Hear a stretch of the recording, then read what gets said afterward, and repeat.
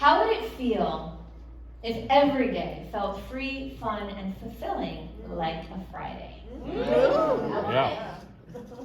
Our next speaker does this by creating collaborative conversations that connect company cultures and our world community. She is the best-selling author of Every Day is Friday, the ACT Blueprint for Leaders, and she's the founder of Metaspire Consulting.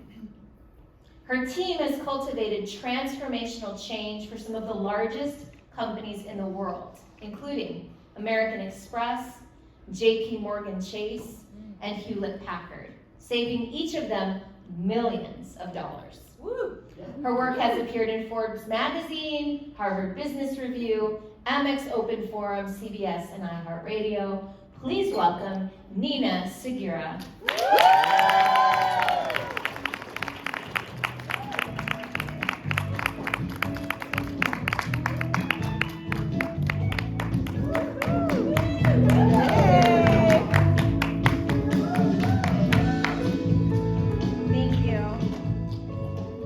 I know that you're all here to cultivate a winning culture, and I promise if you stay with me, you'll have at least one thing you can do to break one of those barriers. You ready? Yes!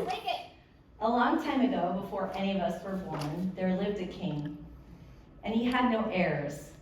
So he sent the squires out, and the birds, and all the bees, and whatever else the kings send out. And he said, hey, who would like to be the next heir? Come and present your case. And he created baths and wardrobes so no one had to feel like they were less than or better than anyone else. The great day came, droves of people came to the palace, and they ate bread, they drank wine, maybe a couple shots of gin, if you like me, and they began to forget why they came. And it was then that the king looked over at the queen. The queen looked at the king and said, Queen said, I got this. She said, remember who you are. Remember who you serve. Remember why you're here. Write this down. I will remember my inner queen. And you all have one. So not too long ago, I was in a meeting with operations and technologies. Technologies was behind schedule, and they were explaining why things were taking too long and costing too much. And operations was super concerned because they've got margins to meet and customers to serve. And in 5, 4, 3, 2, 1, just like that, time warp. I'm 5 years old, watching my brother and sister fight over a piece of chicken at the dinner table. You know, the first structure for cultures is families. When we walk into work, we don't walk in with ourselves. We walk in with our loved ones. We walk in with our perceptions of how we were raised. We walk in, right, with our inner children. Maybe the ones that are wounded, maybe the ones that are afraid. Maybe the ones that are super curious and want to have fun. So I invite you now to just take an inventory. Think about when you grew up. What did you like about it? What would you change? You know, I grew up, I was my mom's little sidekick. I was also a little oops baby after 9 years, Catholic family, you might imagine. So I loved and learned to collaborate from her. I loved to learn to help people as well. And my parents were both musicians, so on the weekends, we would all sing. We'd gather around the piano, my dad would play guitar. It was sort of like the Partridge Family.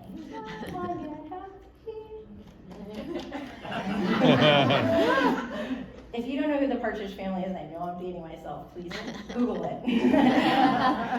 So I learned the value of harmony. I learned to listen for cues. I learned to think about what was valuable and what wasn't.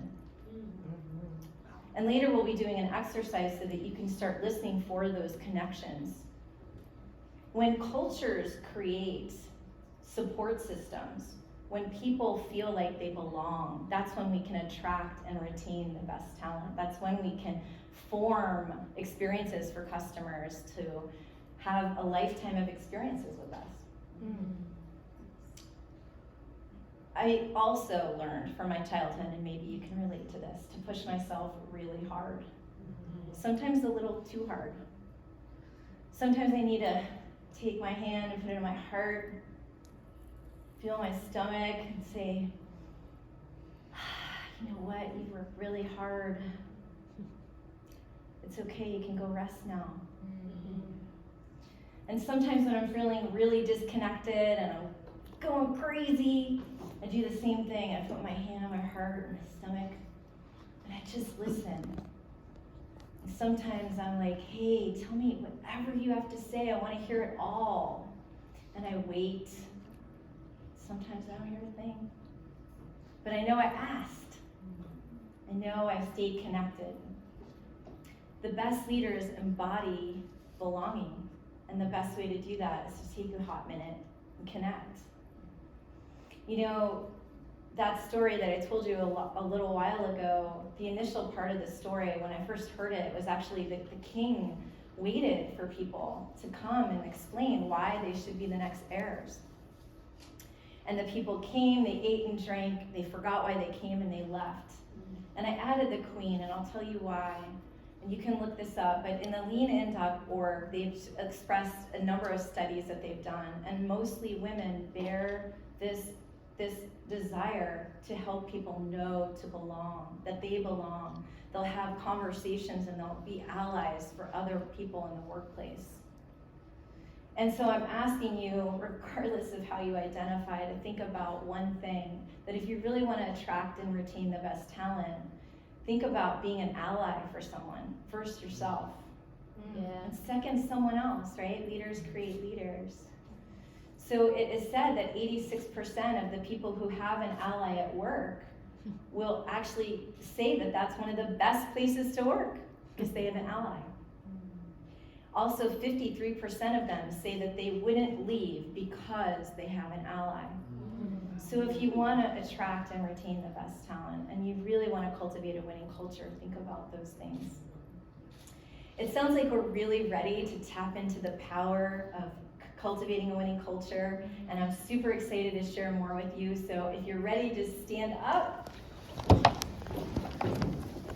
and say, I'll remember my inner queen. I'll remember my inner queen.